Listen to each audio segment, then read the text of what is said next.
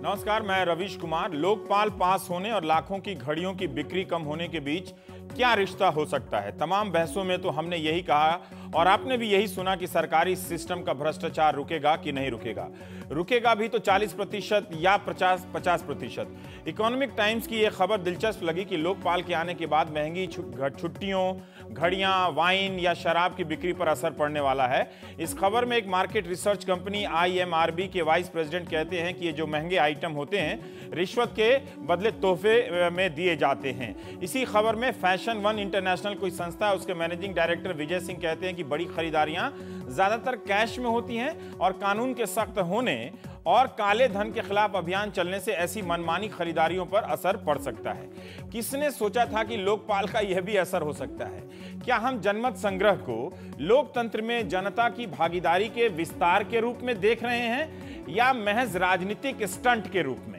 आम आदमी पार्टी के जनमत संग्रह को लेकर सोशल मीडिया में व्यक्तिगत या संगठित रूप से नाना प्रकार के लतीफे गढ़े जा रहे हैं। इन लतीफों में अरविंद केजरीवाल एक कंफ्यूज नेता की शक्ल में पेश किए जा रहे हैं। बहुत सारे SMS चल निकले हैं। केजरीवाल कहते हैं कि मैं बैटिंग के लिए तैयार हूं, ये आपने भी देखा होगा, लेकिन मेरी कुछ शर्तें हैं। कोई तेज गेंदबाजी नहीं करेगा, मेरा शॉट कोई नहीं रोकेगा, कोई कैच नहीं करेगा, अपने आउट होने या ना होने का फैसला मैं खुद करूंगा।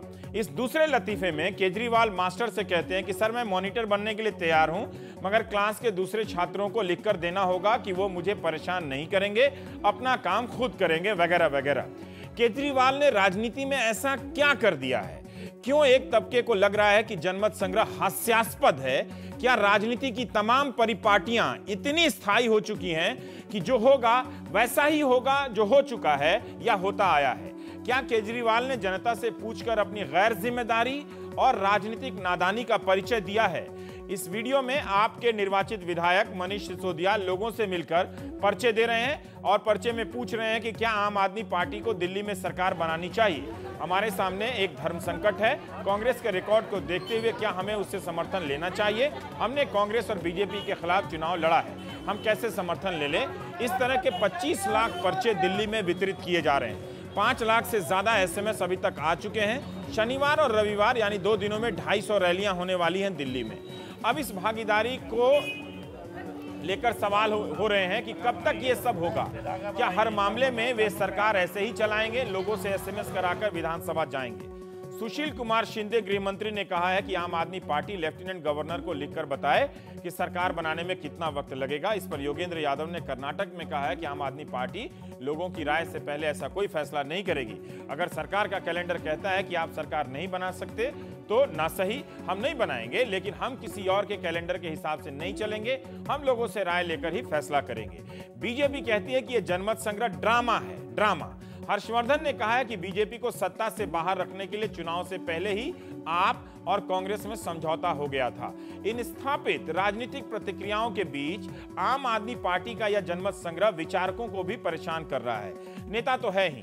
आज के इंडियन एक्सप्रेस की संपादकीय में आखिरी पैरे में लिखा है कि आम आदमी पार्टी इसे रियलिटी शो की तरह लंबा खींचना चाहती है ताकि लोगों की नजर में बनी रहे और अगली लड़ाई की तैयारी भी हो जाए।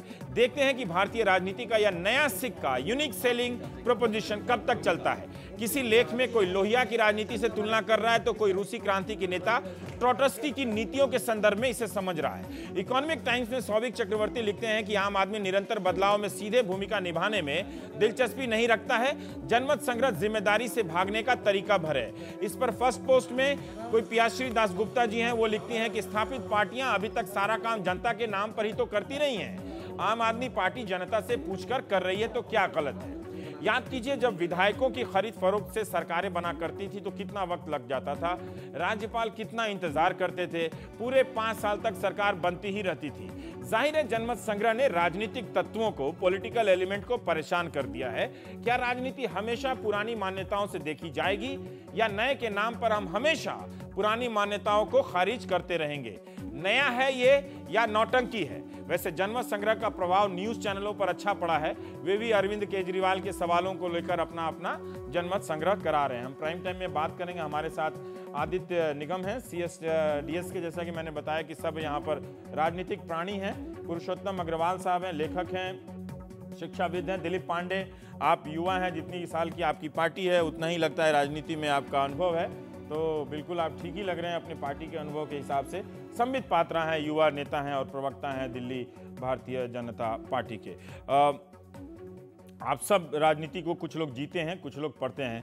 आदित्य निगम साहब, हम ये जानना चाहते हैं कि क्या आप इस जनमत संग्रह को गंभीरता से देख रहे हैं? क्या ऐसे देख रहे हैं कि ये लोकतंत्र का एक विस्तार है या भागीदारी के नाम पर एनार्की है, अराजकता है?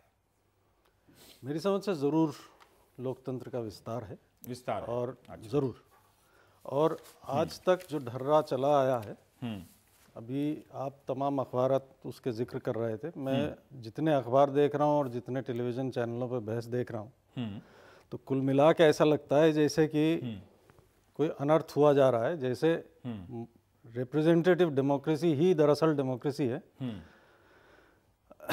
मेरे ख्याल से दरअसल हम लोग ये भूल जाते हैं कि रिप्रेजेंटेशन का जन्म जो है वो डेमोक्रेसी के विस्तार के लिए नहीं हुआ था, उसके नाक में नकेल डालने के लिए हुआ था।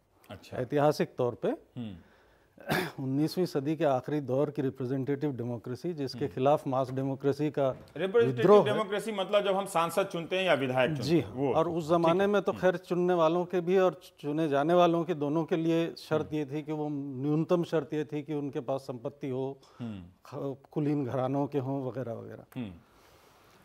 ये ज़माना बदला है, मास डेमोक्रेसी के उदय के साथ वो सारी चीज़ें बदली हैं, अब वो नहीं चलता। लेकिन कोशिश लगातार नुमाइंदों की ये रहती है कि किसी तरीके से प्रक्रियाओं को अपने कब्जे से ना निकलने दिया जाए, और तकरीबन यही होता रहा है। तो ये जो सारे खरीद फरोख्त की राजनीति होती है और होती चली आई है, जिसने पूरी सियासत को बेमानी बना दिया है।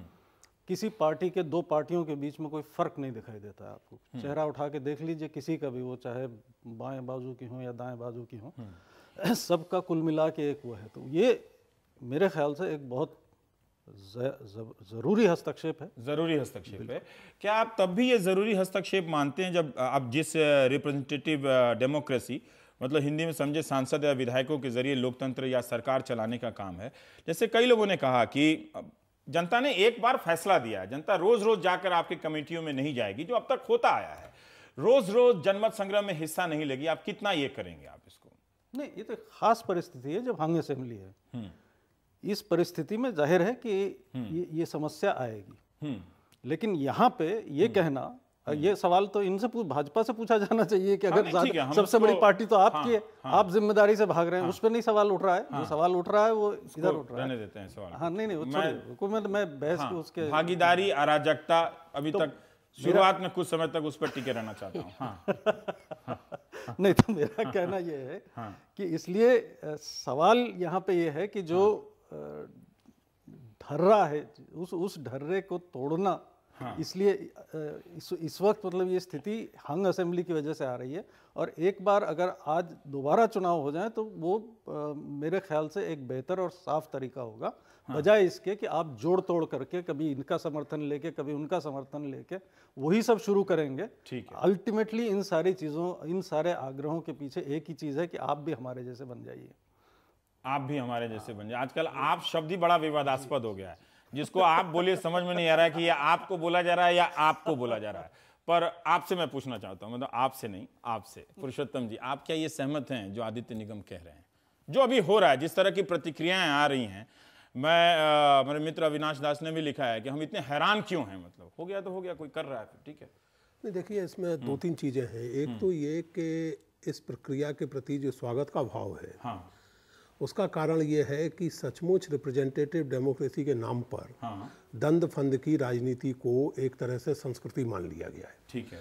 और आम आदमी पार्टी की सफलता चुनाव में या उसके बाहर भी, उसका मूल कारण यही है कि लोगों को एक विकल्प, भाजपा का विकल्प कांग्रेस और कांग्रेस का विकल्प भाजपा नहीं, बल्कि उस पूरी राजनीतिक संस्कृति का विकल्प इस पार्टी में नजर आ रहा है, जिससे कि पॉलिटिक्स हमारे यहाँ अभी तक चलती रही है।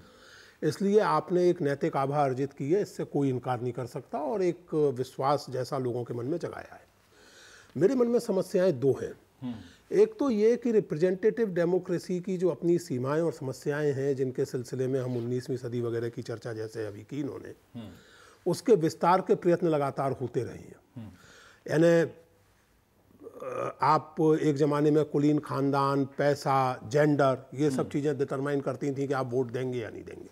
आज ऐसी स्थिति नहीं है, कम से कम हिंदुस्तान में नहीं है।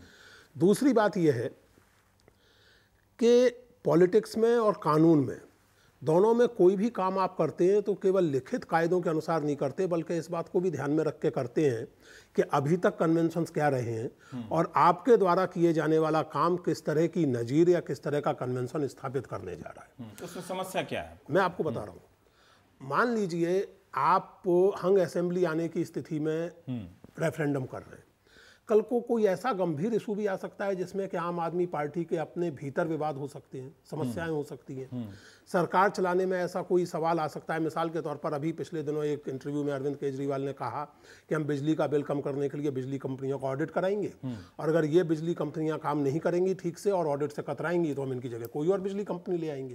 बिल्कुल ठीक बात है। मान लीजिए कि जो और बिजली कंपनी आप ले आएंगे उसमें विदेशी हिस्सेदारी हो, मैं एक हाइपोथेटिकल बात कह रहा हूँ, तो आप ये फैसला अपनी सरकार के लेवल पर नीतिगत धरातल पर करेंगे या इसके लिए भी आप रेफरेंडम में जाएंगे? आदित्य ने कहा ये खास परिस्थिति है। नहीं, खास परिस्थिति मैंने जैसा आपसे कहा रवि, इसके सवाल ये है कि ये खास परिस्थिति हो या कोई भी हो, लेकिन परिस्थितियां जो हो नजीर का निर्माण करती हैं। कुछ दिनों बाद लोकसभा का चुनाव होने वाला है। लोकसभा के चुनाव में हम सरकार कैसे बनाना है पुरुषोत्तम जी, बनाए कि नहीं बनाए इस सवाल पर हो रहा है, तो एक सवाल पे क्यों नहीं कर सकते? नहीं, इसलिए नहीं कर सकते। देखिए मैं आपके डर को या आशंकाओं को और मतलब स्पष्ट रूप से समझना चाहता हूं। क्या आप ये कह रहे हैं कि इस जनमत संग्राम एक खतरा है? जैसे लोग एक बहुत ही लोकप्रिय उदाहरण देता है कि अगर बहुत सारे लोग वोट कर दें कि यहाँ पर मंदिर बनना चाहिए या यहाँ पर मस्जिद रहनी चाहिए, क्या एक तो वो इस तरह के खतरों के प्रति आशंकित हैं? क्या एक तो उस तरह के भी खतरे हैं, एक तो उस तरह के भी खतरे हैं क्योंकि ये आपने तय किया कि आप इस मुद्दे पर रेफरेंडम कराएंगे, कोई और पार्टी किसी और मुद्दे पर रेफरेंडम की बात कर सकती है और रेफरेंडम में जा सकती है। आप क्या दिक्कत है? नहीं, मुझे दिक्कत यह है कि मिसाल के तौर पर जब भावनात्मक रूप से चार्ज एटमॉस्फेयर हो तो रेफरेंडम से फैसले नहीं हो सकते, चाहे मामला सरकार बनाने का हो, चाहे मामला किसी अपराधी को दंड देने या ना देने का हो, चाहे सरकार में कोई नीतिगत निर्णय लेने का हो, हर फैसला आप जनता पर नहीं छोड़ सकते। इस पे कुछ बोलना चाहेंगे आदित्य कि जनमत संग्रह आपको फैसले लेने होंगे। खतरा जो है अंतर्निहित है, मतलब उसमें शामिल है उसके भीड़ तंत्र में बदल जाना। जमहूरियत के खतरे तो आपको उठाने पड़ेंगे। ये अगर पुरुषोत्तम जी के आखिरी वाक्य को मैं मान लूं कि हर फैसला जनता पे नहीं छोड़ा जा सकता है, जनता सिर्फ 5 साल में एक बार वोट डालने के लिए होती है, तो मेरे ख्याल से ये जमहूरियत का नकार है। नहीं, आप मेरी बात को थोड़ा गलत समझ रहे हैं या सरलीकृत ढंग से समझ रहे हैं, माफ कीजिएगा। मैं ये नहीं कह रहा हूँ, मेरे कहने का मतलब ये है कि जनता के फैसले लेने की एक प्रक्रिया है। आपने अपना एक प्रोग्राम बनाया, आप उस प्रोग्राम को लेकर जनता के पास गए, जनता ने आपको, अब बहस इस पर भी हो सकती है कि टोटल वोट परसेंटेज आपका ज्यादा होता है, कई बार हुआ ही है, और आपकी सीटें उतनी नहीं होती जितनी वोट परसेंटेज के हिसाब से होनी चाहिए फर्स्ट पास्ट पोस्ट सिस्टम के तहत। तो ये समस्याएं हैं, इन समस्याओं के भीतर ही आपको जनतंत्र का विस्तार करना है। मैं आपसे ये कह रहा हूं, एक मिनट, मैं आपसे ये कह रहा हूं कि आप अपनी ओर से सरकार बनाने ना बनाने के सवाल पर रेफरेंडम कर रहे हैं। कल को अगर कोई पार्टी किसी और मुद्दे पर जो संवेदनशील मुद्दा है, जो भावनात्मक मुद्दा है, उस पर रेफरेंडम की मांग करेगी तो आप सिद्धांत थे उसका विरोध कैसे करेंगे? क्या करेंगे फिर बताइए। सवाल ये है। देखिए, 2 चीजें हैं। अब यहाँ पे रेफरेंडम शब्द पे भी थोड़ी रेफरेंडम शब्द पे भी थोड़ी बात हो जाए। इस वक्त जो आम आदमी पार्टी कर रही है वो रेफरेंडम, नाम जरूर उसका दिया जा रहा है, वो रेफरेंडम नहीं है। वो अपने समर्थकों से, अपने जिन लोगों ने इन्हें चुना है उनके पास एक तरीके से दोबारा जा रहे हैं। मेरा कहना, सुनिए एक मिनट, मेरी बात सुन लीजिए। ये रेफरेंडम का तरीका ये होता है कि आप हर शख्स से वोट लेते हैं और वो सरकारी तौर पे उसके तरीके होते हैं। दुनिया भर में बहुत जगहों पे, जर्मनी और बहुत जगह पे रेफरेंडम के खास तरीके बने हुए हैं, होते हैं बिल्कुल होते हैं। जो स्टेट लेवल पे होते हैं, काउंसिल लेवल पे होते हैं, कॉर्पोरेशन, ये म्युनिसिपल लेवल पे होते हैं। खास मुद्दों पे रेफरेंडम लिए जाते हैं और वो सरकारी तौर पे कराए जाते हैं। सरकारी उसका जैसे आज भी कराया जाता है। मैंने गूगल तो नहीं किया, पर मुझे अब ध्यान में आ रहा है कि कई पिछले दिनों कई ऐसे रेफरेंडम, उनको बात पूरी कर लेंगे फिर मैं आता। तो वो रेफरेंडम होता है। ये जिसे रेफरेंडम का नाम दिया जा रहा है वो एक तरीके से एक सुविधा के लिए रेफरेंडम शब्द इस्तेमाल हो रहा है। वो टेक्निकली रेफरेंडम नहीं है। वो एक तरीके से ये है कि भाई हमें जिन लोगों ने चुना है हम उनके पास एक बार दोबारा वोट ले रहे हैं। दोबारा इस बात पर वोट ले रहे हैं अब, क्योंकि हम माइनॉरिटी में हैं, क्योंकि हमारे पास क्लियर मेजॉरिटी नहीं है कि ये जो जिस चीज़ पे हम लोगों को वोट मिला है कि हम इन दोनों पार्टियों के खिलाफ उनकी जिस सियासत की ये नुमाइंदगी करते हैं हम उसके खिलाफ हैं। अगर इसके बावजूद हमें उनके साथ हाथ मिलाना है तो हमें दोबारा जाना पड़ेगा। ठीक है, आप अपनी बात करें। दो बातें। एक तो ये कि ये तय करने का कोई तरीका नहीं है कि आप केवल अपने वोटरों से वोट ले रहे हैं। जो 25 लाख पर्चे आप बांट रहे हैं, क्या आप केवल उनको दे रहे हैं जिन्होंने आपको वोट दिया है? क्या आप जानते हैं कि मैंने आपको वोट दिया है या नहीं दिया है, या आपने आप पार्टी को वोट दिया है या नहीं दिया है? ये स्पष्ट आप पर्चे जनता के बीच बांट रहे हैं, एक बात। दूसरे, अगर ये सरकार के द्वारा किया जा रहा रेफरेंडम हो या व्यवस्था के द्वारा किया जा रहा रेफरेंडम हो, एक वेल सेट पॉलिटिकल सिस्टम हो जिस पर सारे पॉलिटिकल क्लास की, पूरे सिस्टम की सहमति हो, तो अलग बात है। एक पॉलिटिकल पार्टी अपने चुने हुए एक सवाल पर कि हम सरकार बनाएं या नहीं बनाएं, हाँ या नहीं, कांग्रेस के समर्थन से रेफरेंडम कर रही है। कल को अगर भाजपा किसी सवाल पर अपने वोटरों के बीच या समर्थकों के बीच रेफरेंडम करे, एक मिनट, कांग्रेस किसी बात पर अपने वोटरों और समर्थकों के बीच रेफरेंडम करे और उससे निकाले हुए नतीजे को जनता की राय बता करके अपनी राजनीति को जस्टिफाई करे, तो आप सिद्धांत में उसका विरोध करेंगे? वो तो ऐसे ही कहते हैं, सब कहते हैं कि 120 करोड़ की जनता हमारे साथ है। नहीं, देखिए, अन्ना के साथ भी 120 करोड़ की जनता है, बिल्कुल, मोदी जी के साथ भी है, राहुल गांधी के साथ भी है, लेकिन जब 360 करोड़ की जनता तो यही हो गई, कुछ मेरे साथ भी है। ऐसा है रवीश कि जब वो गलतियां करते हैं तो फिर उन्हें उसकी कीमत पर ये बेहतर क्यों नहीं है? मैं ये समझना चाहता हूँ बहुत। मैं आपका जो डाउट है वो और लोगों के भी डाउट है, लेकिन मैं समझना ये बेहतर क्यों नहीं है? क्योंकि वो अंदर खाने में जोड़ तोड़ करने के बजाय, शातिर दिखने की बजाय, हो सकता है ये भी एक पॉलिटिकल स्टंट हो या चाल हो, स्ट्रेटजी हो, बिल्कुल ना? ये कह सकते हैं लोग कह ही रहे हैं, उनके जो विरोधी हैं कांग्रेस और भाजपा के लोग, वो यही कह रहे हैं। ठीक है, लेकिन मैं उसमें नहीं जा रहा हूं, वो जो पॉलिटिकल लोग हैं वो कहते रहे। मेरा कहना यह है कि आप एक ऐसी नजीर कायम कर रहे हैं कि कल को कोई भी पार्टी अपने किसी विवादास्पद कदम को जनता की राय रेफरेंडम के आधार पर आपके सामने रखेगी। देखिए, मैं कहना यह चाहता हूं रवीश कि किसी भी राजनीतिक प्रक्रिया में एक नैतिक कंसिस्टेंसी की भी जरूरत होती है। ये नहीं हो सकता कि कोई काम आप पर नहीं, नैतिक कंसिस्टेंसी की बात मैं कर रहा हूं। अगर आप रेफरेंडम को आज सही मान रहे हैं, आम आदमी पार्टी, तो कल को किसी और पॉलिटिकल पार्टी के रेफरेंडम को भी आप सही मानना पड़ेगा। कह लीजिए बाकी 3 लोग बैठे। मेरा सिर्फ एक देखिए, जो पुरुषोत्तम जी ने कहा कि कल को कांग्रेस कर ले, बीजेपी कह ले, या कोई नैतिक कंसिस्टेंसी की बात ये कह रहे हैं कि अगर आप अपने रेफरेंडम को सही कह रहे हैं तो कल को बीजेपी के रेफरेंडम को भी सही कहना पड़ेगा। मुद्दों का घालमेल करना ठीक नहीं है। कल को कोई पार्टी ये कहे कि बाबरी मस्जिद की तरह अब हमें जाके ज्ञानवापी मस्जिद को तोड़ना है और इस पे रेफरेंडम होना चाहिए, ये अलग चीज है। यहाँ एक पार्टी चुन के आई है, लेकिन जिस चीज पे उसको मैंडेट मिला है वो अस्पष्ट है। और जिस चीज को लेके सारी लड़ाई थी कि भाई ये जोड़ तोड़ की सियासत है, ये करप्शन की सियासत है, इसके खिलाफ हम हैं, यहाँ अब स्पष्टता की जरूरत है। अब सवाल ये है, पुरुषोत्तम जी का आग्रह अगर मैं सही समझ रहा हूं कि चंद लोग जो अब चुन लिए गए हैं वो अपने बूते पे तय करें, और मेरे ख्याल से ये कतई गलत होगा। एक लाइन। अगर आप ये कहते हैं कि चुनकर आई ये पार्टी और इसलिए हम रेफरेंडम या जो भी आप उसको कहें, तो उस अस्पष्टता को दूर करने का सही तरीका यह है कि आप उसी प्रक्रिया में वापस जाएं, अर्थात दोबारा चुनाव हो, ताकि लोग तय करें कि क्या करना है या क्या नहीं करना है, तब ये कीजिए। मैं सवाल पूछूं इसलिए आप नहीं, मैंने बहुत देर सुना, मेरा एक बहुत अलग इसमें नजरिया है, एकेडमिक टेक है इसमें। पहली बात है, participative democracy is always welcome. Democracy शब्द का अर्थ ही होता है पार्टिसिपेशन, उसके बिना डेमोक्रेसी हो नहीं सकता है। मगर आप पार्टी के संदर्भ में जो चिट्ठी और डिजिटल वर्ल्ड में खेल चल रहा है, मैं इसे पार्टिसिपेटिव डेमोक्रेसी नहीं मानता हूं। पहला कारण, अब मोदी जी कहते हैं इतना सोशल मीडिया डेमोक्रेसी का पार्ट हो गया है। देखिए, हमने सबको सुना, मुझे भी आप अनइंटरप्टेड टाइम 1 मिनट का दीजिए। सॉरी, देखिए, सबसे पहला विषय है कि ideology can never be diluted. Ideology एक पत्थर की लकीर होती है, आप उसमें यस और नो, एसएमएस का यस और नो आइडियोलॉजी को कभी प्रगाढ़ नहीं बना सकता है, तो नहीं उसे डाइल्यूट नहीं। मैं आ रहा हूं उस पे, डाइल्यूट नहीं। एक काल्पनिक परिस्थिति सोचिए, राजा हरिश्चंद्र के समय अगर एसएमएस होता, राजा हरिश्चंद्र अपने पुत्र के बलिदान के समय अगर एसएमएस भेजते कि जनता बोले मैं झूठ बोलूं या सच, मतलब आप कह क्या रहे हैं? मैं बता रहा हूं, इंटरेस्टिंग उदाहरण दिया आपने। सही बात है, मुझे कंप्लीट करने दीजिए। अगर जनता भावना के साथ बोलती, राजा हरिश्चंद्र आपका बेटा मरने वाला है, पत्नी छूटने वाली है, आप झूठ बोल दीजिए, हम माफ करते हैं आपको, आप झूठ बोल दीजिए, तो आज राजा हरिश्चंद्र नहीं होते। अभी के जो तथाकथित राजा हरिश्चंद्र बन रहे हैं अरविंद केजरीवाल जी, वो तो कह रहे थे ये भी चोर वो भी चोर, समस्त संसार चोर। अर्थात उन्होंने एक आइडियोलॉजी बनाया था कि इन चोरों की दुनिया में हम जो है नया दीपक जलाएंगे।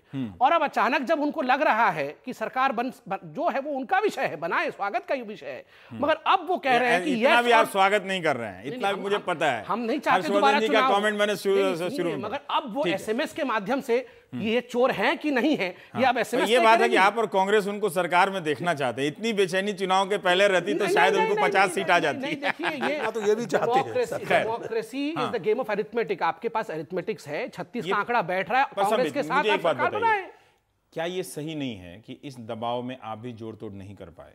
नहीं, कोई नहीं किया। क्या ये सही नहीं? अब मैं तो बड़ा आश्चर्य हो रहा है मुझे। क्या ये दूसरा राज्य होता या लोकसभा में 180 आ जाए तो आप बैठ जाएंगे, कहेंगे कि हमको नहीं मिला पूरा बहुमत? बैठ गए थे, एक बार तो एक वोट से हार गए थे ना, एक बार तो एक वोट से हार गए थे। होता तो मैं काल्पनिक सवाल पूछ रहा हूं, मेरा इसमें दिलचस्पी नहीं है सरकार वाले पे। मैं एक राजनीतिक बात कह रहा हूं कि ठीक है, आपकी पार्टी में भी बहुत सारे, अगर एक तरह से देखा जाए तो उसी रेफरेंडम की प्रक्रिया से नरेंद्र मोदी चुनकर आए हैं प्रधानमंत्री को उम्मीदवार के तौर पे, कि कार्यकर्ताओं ने उनको माना है। नहीं बिल्कुल, है ना? देखिए, नेता तो यहाँ दिल्ली में नहीं मान रहे थे, रवीश जी, उनके कार्यकर्ताओं ने माना है, सोशल मीडिया पे उनके इतने समर्थक हैं, उसी प्रक्रिया से एक तरह से आए हैं कि वही कार्यकर्ताओं ने उनको चुन लिया, तब आपको घोषणा करनी पड़ेगी।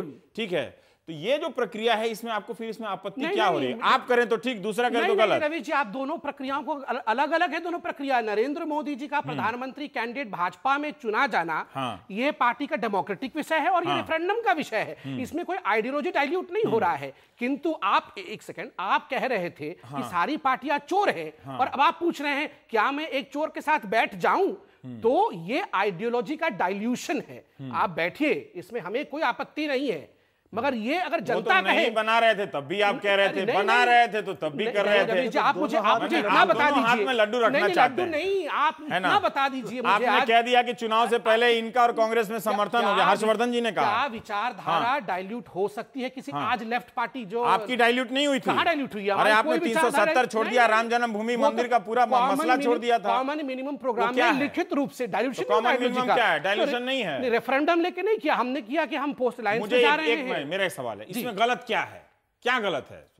मैं इस सवाल पे आ रहा हूं। जो पुरुषोत्तम जी ने कहा, अपनी आशंकाएं बताई, आदित्य निगम जी ने अपनी संभावनाएं बताई, आपको क्यों इतना गलत लगता है कि आपको भी कल को करना पड़ेगा? आपको कोई दबाव पड़ रहा है? बिल्कुल नहीं। देखिए, आप रेफरेंडम मांगे, सड़क कैसे बनना है, जनता भेजे, कोई आपत्ति नहीं है। आप रेफरेंडम मांग रहे हैं कि कल तक मैं जिसे चोर कह रहा था, आज उसे सिपाही कह दूं क्या? एक उदाहरण देता हूं। ग्राम सभा, गांव में पंचायती राज सिस्टम में ग्राम सभा क्या है? भले वो नहीं होती है, लेकिन जहां वो होनी चाहिए, वो ग्राम सभा क्या है? तो जहां ग्राम सभा में 5000 लोगों के बीच जो चीज हो सकती है, वो 5 लाख लोगों के बीच क्यों नहीं हो सकती? वो हो चुकी है। चुनाव हो चुका है। ग्राम सभा कम लोगों को लेकर चुनाव करता है, अगर लोग और विधानसभा ज्यादा लोगों को चाहें तो उसमें क्या दिक्कत है? लोगों की भागीदारी तो बैलॉट बॉक्स में कैद है। आप देखिए, हमारी कॉन्स्टिट्यूशन बैलॉट बॉक्स और सीक्रेट बैलॉट को मानती है। लोगों ने ही चुना है। जो रेफरेंडम लोगों ने दिया है 28, 32 और 8 का, ये लोगों का नमस्कार है। दिलीप पांडे जी, दो हिस्से में अपनी बात कहना चाहूंगा। उससे पहले मेरा भी एक सवाल है। बिल्कुल पूछें। मेरा सवाल ये है कि ये जो जिस तरह से संबित कह रहे हैं कि आप विचारधारा से डाइल्यूट कर रहे हैं, अगर दोनों चोर हैं एक तरह से, चोर शब्द का इस्तेमाल नहीं करना चाहिए, चाहे जितना भी सच है। केजरीवाल जी ने दलाल भी कहा था। नहीं, वो आप लोगों ने भी कुछ ना कुछ नहीं, कहा होगा। अभी इतना गूगल रोज नहीं करता। हम ऐसे खराब शब्द कभी बोल नहीं सकते। कभी नहीं ना? अच्छा, लोग गूगल कर लेंगे, खैर कोई बात नहीं बोलते तो अच्छी बात है। मुझे तारीफ करने में कोई दिक्कत नहीं है बीजेपी की, ऐसी कोई बात नहीं है ना? तो आप विचारधारा से हटने के लिए, आप ये समझौता को जायज बनाने के लिए ये रेफरेंडम कर रहे हैं। देखिए रवि जी, समस्या इसमें यह है कि हमारा जो वर्तमान में राजनीति के ऊपर जो हमारा ज्ञान अभी बना हुआ है, जो भी हमारी समझ बनी हुई है ना, हमारे अतीत के अनुभवों के ऊपर बनी हुई है, फर्स्ट पीरियड में जो जी अभी हम जो भी हम देखते हैं, जो देखते आ रहे हैं, उसी के ऊपर हम अभी आज परसेप्शन बनाते हैं कि राजनीति क्या है, पॉलिटिक्स क्या है। और हमने अपने अतीत में कभी देखा नहीं हुआ कि इस तरह की राजनीति भी होती है, जहाँ पे हम चोर को चोर लगातार कह रहे हैं। आज भी जो हमने चिट्ठी लिखी थी, राजदास सिंह जी को लिखी थी, सोनिया गांधी जी को लिखी थी, उसमें हमने स्पेड को स्पेड कहने की हिम्मत जुटा के वो चिट्ठी लिखी हुई थी। हमने कहीं भी ये नहीं कहा कि आप बड़े अच्छे हैं इसलिए शायद हमसे आपको समझौता कर लेना चाहिए, ऐसा नहीं लिखा हुआ है। हम लगातार शातिर, चोर, दलाल, जो भी हम कहना चाह रहे हैं वो हम कह रहे हैं। ठीक, हम कह रहे हैं, मतलब जो हमारा कहना कह रहे हैं तो मान लीजिए कि कह रहे हैं। जो भी हमें कहना है मान ले रहा हूं, चिट्ठी में जो लिखा हुआ है, शब्द जो है, चलिए ठीक है, मैं अवॉइड करता हूँ उसको। आप इतना बता दीजिए उनके साथ बैठेंगे कि नहीं। ठीक है, पहली चीज तो ये हम उसको लगातार कह रहे हैं, पहली चीज तो ये है। अभी तो आप लोग साथ बैठे हैं और अभी जो राजनीति हो रही है वो इसकी नहीं हो रही कि पहले मुख्यमंत्री कौन बन जाएगा। अभी जो राजनीति हो रही है मुद्दों की राजनीति हो रही है। यहाँ पे गठबंधन की बात नहीं, यहाँ पे गठबंधन या मुख्यमंत्री पद की कुर्सी आगे नहीं, यहाँ पे देश आगे। हम चाहते हैं कि देश के लोगों का इन्वॉल्वमेंट बढ़े, देश के लोगों पर जो पुरुषोत्तम अग्रवाल ने जो खतरे गिनाए हैं नहीं, वो खतरे मुझे लगता है कि अभी हम समझ नहीं पा रहे हैं। अभी जैसे उन्होंने कहा कि रिफरेंडम में और अभी जो हम कर रहे हैं उसमें थोड़ा सा अंतर है।